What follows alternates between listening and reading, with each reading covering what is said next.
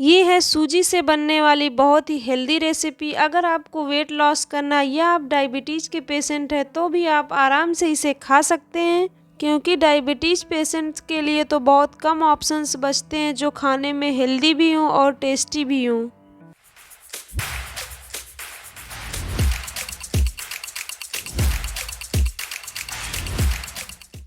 Hello guys, welcome back to my YouTube channel. Guys, सूजी के चिल्ले बनाने के लिए हम लेंगे कटा हुआ प्याज, गाजर, धनिया पत्ता, थोड़ी सी पत्ता गोभी, हरी मिर्च, शिमला मिर्च और कटे हुए टमाटर। उसके साथ ही हम लेंगे 1 कटोरी में बेसन, 1 कटोरी में सूजी और 1 कटोरी में दही। अब हम एक बाउल में सूजी, दही और बेसन तीनों चीज़ें इसमें डाल लेंगे। याद रहे कि आपको बेसन, दही और सूजी तीनों बराबर क्वांटिटी में लेनी है। जो दही हम यूज कर रहे हैं वो ज़्यादा खट्टा नहीं होना चाहिए।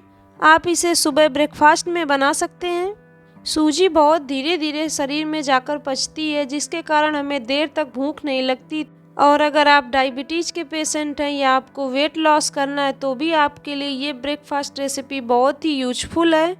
और सूजी में बहुत सारे मिनरल्स भी पाए जाते हैं। अब सारी सब्जियां हमने इसमें डाल दी हैं। उसके बाद हमने डाल दिया है जीरा डालने के बाद हम इसमें डालेंगे थोड़ी सी हींग, और मसालों में हम डालेंगे थोड़ी सी हल्दी, और अपने टेस्ट के अकॉर्डिंग हम इसमें नमक ऐड करेंगे।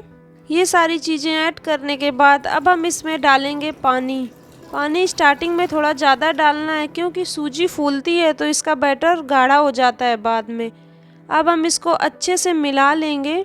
लगभग 3 से 4 मिनट तक हमको इसको अच्छे से मिलाना है, ताकि सारी चीज़ें अच्छे से मिल जाएं। और हम इसे लगभग 10 मिनट के लिए बंद करके रख देंगे। उसके बाद हम इसे खोलकर देखेंगे। अगर बैटर गाढ़ा होगा तो थोड़ा सा पानी हम इसमें और ऐड करेंगे। बैटर लगभग इस कंसिस्टेंसी का होना चाहिए, ना ज़्यादा ढीला हो और ना ही ज़्यादा गाढ़ा हो। उसके बाद हम पैन चढ़ाएंगे। पैन में डालेंगे हल्का सा तेल। जब ये अच्छे से गर्म हो जाए तो तेल को हम चारों तरफ फैला देंगे। उसके बाद हम इस बैटर को तवे पे डाल देते हैं। ज़्यादा मोटी इसकी कोटिंग नहीं करनी है, मीडियम करनी है, नहीं तो फिर ये चिल्ला अंदर से कच्चा रह जाएगा, अच्छे से पकेगा नहीं।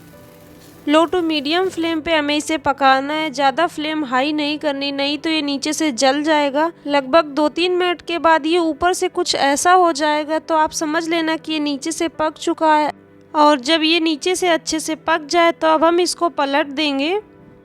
दोनों साइड उलट पलट कर अच्छे से पका लेंगे। ये खाने में बहुत ही कुरकुरा एवं टेस्टी लगता है। आप देख सकती हैं दोनों साइड चिल्ला पक चुका है। अब हम इसको एक प्लेट पे निकाल लेंगे। वैसे तो बहुत सारे लोग बेसन और सूजी का अलग अलग चीला भी बनाते हैं, लेकिन आप एक बार इस तरीके से बनाकर देखिएगा, इसका टेस्ट भी बहुत अच्छा आता है। ये रेसिपी बनाने में हमें ज़्यादा टाइम भी नहीं लगता और बहुत कम टाइम में बहुत सारे लोगों के लिए ब्रेकफास्ट जल्दी से बनकर रेडी हो जाता है। तो आप सब भी इसे अपने अपने घरों में ज़रूर ट्राई करें। और ये खाने में बहुत हेल्दी होता है, तो हर टाइप के लोग, डायबिटीज़ पेशेंट हो या कोई भी इसे खा सकता है। आप चाहें तो इसे सॉस के साथ खा सकते हैं या टमाटर की चटनी बनाकर भी खा सकते हैं। अगर आपको मेरी रेसिपीज अच्छी लगी तो please like, share and subscribe to my YouTube channel.